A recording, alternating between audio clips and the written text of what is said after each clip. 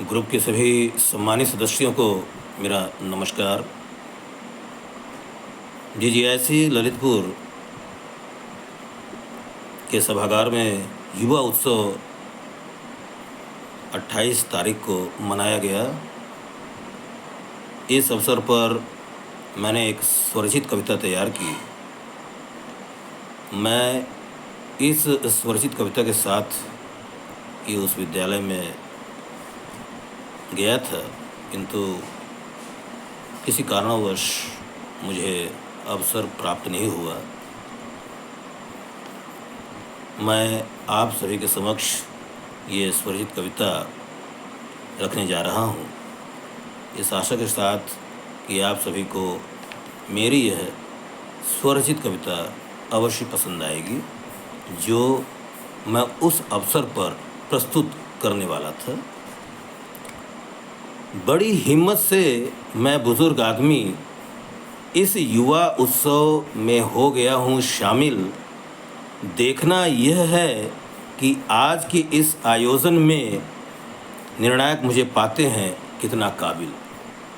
आज ललितपुर शहर के जीजीआईसी में आई युवा उत्सव की बहार, सभी प्रतिभागी अपनी विविध कलाओं से करेंगे हमारे दिलो दिमाग पर प्रहार।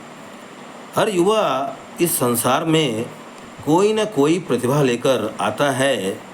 अपनी प्रकृति प्रदत्त कला से हर किसी पर गहरी छाप छोड़ जाता है। कला है जीवन, कला है पहचान, कला है तपस्या, कला है रियाज, कला है साधना।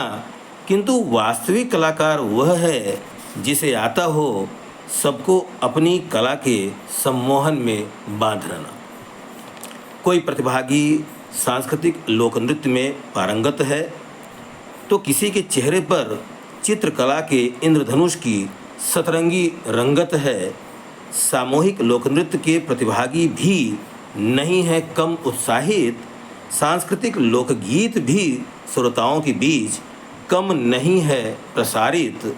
कोई युवा क्षण भर में पूर्ण कर देता है साहित्यिक कविता का लेखन, तो कोई उकेरने में पूर्णतः पारंगत है। कोई कहानी जो सहेज के रखता है उसका जेहन। बेशक उत्साही युवा ही तो बनाएंगे युवा उत्सव पर आधारित चित्रकला।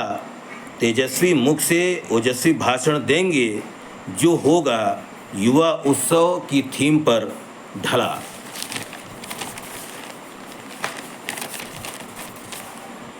सामूहिक लोकगीत सुनने का एक अलग ही है आनंद। कोकिल कंठों से उत्पन्न मिश्रित सुरों को कला प्रेमी करते हैं पसंद। साहित्यिक कविता लेखन एवं कहानी लेखन ये अनंत कल्पनाओं के छोर के दो सुदूर बिंदु हैं।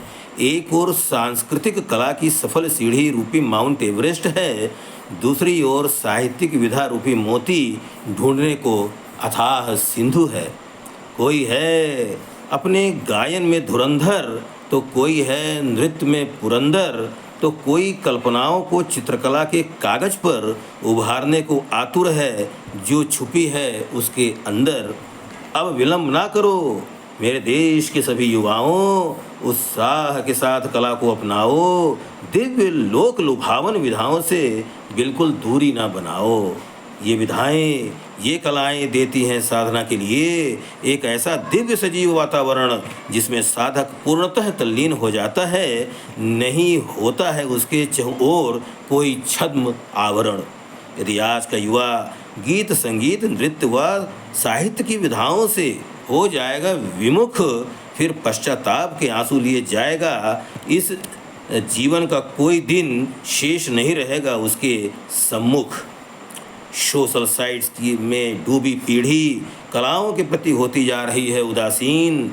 जिसको देखो जहाँ भी देखो व्हाट्सएप, फेसबुक, यूट्यूब, इंस्टाग्राम में गैर ज़रूरत भी है तल्लीन। प्रकृति प्रदत्त मनोहारी दृश्य, ये कल कल बहती सरिताएं, ये सीधे शांत खड़े फलदार हवादार वृक्ष, ये तुमको अपने पास बुलाएं। फुर्सत का वक्त तो निकालना होगा प्रकृति संग बिताने को। यह विशाल प्रकृति ही प्रथम गुरु है, जो है सदैव तैयार हमें मूल संगीत सिखाने को। ओ उदासीन युवाओं, शहरी जीवन की निरस्ता में अपना समय न व्यर्थ गंवाओ। इस जीवन में व्याप्त कलाओं में से किसी एक को तो अपनाओ, और अगर भावी पीढ़ी को अपनी कला विरासत में देने की हो इच्छा, तब करनी होगी तुम्हें अपने अंतर्मन में दबी हुई सूक्ष्म प्रतिभा की समीक्षा। तुमसे बेहतर बुलबुल है गाती, जो भोर भये पेड़ों पर बैठ सुनाती कोई राग। मानो कहती हो, ओ युवाओं, अब जियो हकीकत में, दो दिवा स्वप्न को त्याग। लोक नृत्य व लोक गीत मानो अब गांवों में थम से गए हों। आज के अधिकांश युवा बस पाश्चात्य व बॉलीवुड के धुन में रम से गए हों। यदि कोयल मधुर कूक सुना सकती है और मोर वन में कर सकता है नृत्य, तो युवा मनुष्य होकर भी तुम क्या नहीं कर सकते ऐसे कलात्मक कृत्य। गुंजन करते भंवरे बगियों में खिलते फूलों को अपने मधुर राग सुनाए। दोनों कानों के इर्द गिर्द मंडराकर मानो हमको संगीत सीखने को बुलाएं।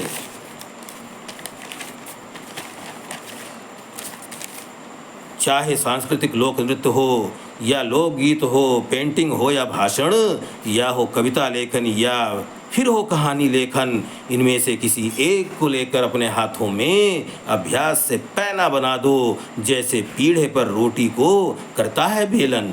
विविध कलाओं की विविध विधाओं को तुम बना लो अपनी धड़कन, बना के इनको अपने मन की शक्ति करो यथाशक्ति प्रदर्शन। तब महसूस करोगे रग रग में फड़कन। ये मत भूलो, संगीत कला एवं साहित्यिक विधाओं में असंख्य विभूतियों ने जन्म लिया इस देश की पावन माटी में। इतिहास गवाह है इस देश में, कभी सांस नहीं तोड़ी है इस परिपाटी ने। नहीं सुनेगा कोई बहाना, यह अपना भारत देश, यदि दोगे अपनी कर्तव्यहीनता का उपदेश। क्योंकि इस महान देश में व्याप्त ललित कलाओं और साहित्यिक विधाओं का सम्मान करता है विदेश।